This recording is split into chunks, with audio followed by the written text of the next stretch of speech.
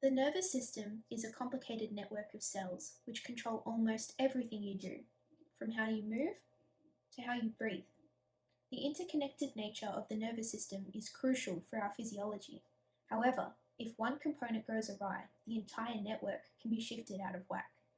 Neurological disorders are defined as conditions which affect the nervous system. For health conditions beneath the surface, diagnostic and management techniques are often invasive and time-consuming.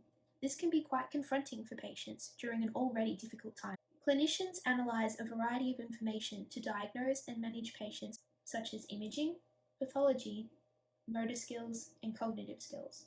Brain scans can be isolating, scary, and claustrophobic.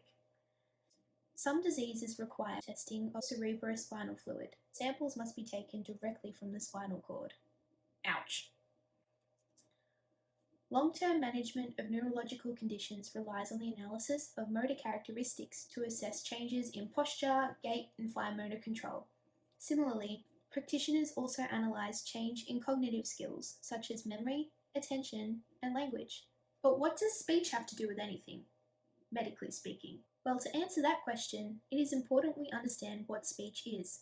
Speech can be divided into three phases: the articulatory phase, the acoustic phase, and the auditory phase. The articulatory phase refers to how we talk.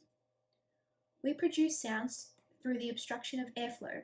For example, the vocal cords, uvula, tongue, lips, and teeth are used to modify the movement of air to produce a variety of sounds. The nervous system must coordinate which muscles move to direct the flow of air. The acoustic phase relates to the movement of sound. Sound is actually the vibration of particles in space, but it is often represented as a wave.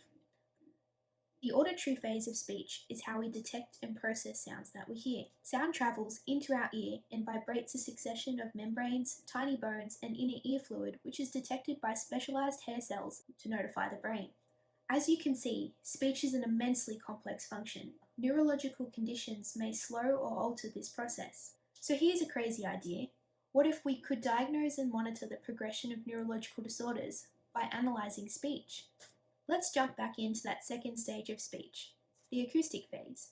Sound waves can also be represented as spectrograms. Spectrograms separate sound recordings into smaller components. Linguists can analyze spectrograms to determine a wide array of measurements. These measurements are known as speech biomarkers. They are patterns within an individual's speech which may indicate the underlying biological cause. Some speech biomarkers relate to timing, including how fast the person speaks, how often they pause between words, and how long they pause for.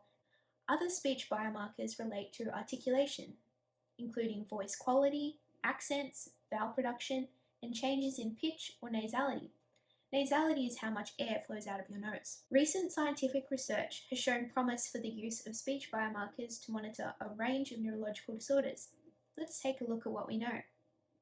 Parkinson's disease may show individualized changes in vowel production, pitch, and hypernasality.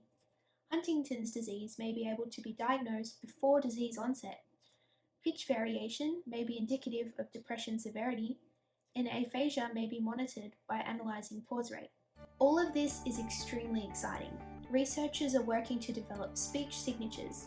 By repeatedly recording and analyzing speech from patients, they hope to link subtle speech patterns to what is happening in the brain. Once we have highly specific speech signatures, we can start to develop programs which can automatically analyze speech.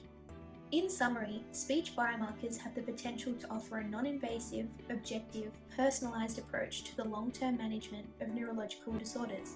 With the assistance of automated technology, speech biomarkers can revolutionize modern neurology. It's amazing what we can learn when we truly listen.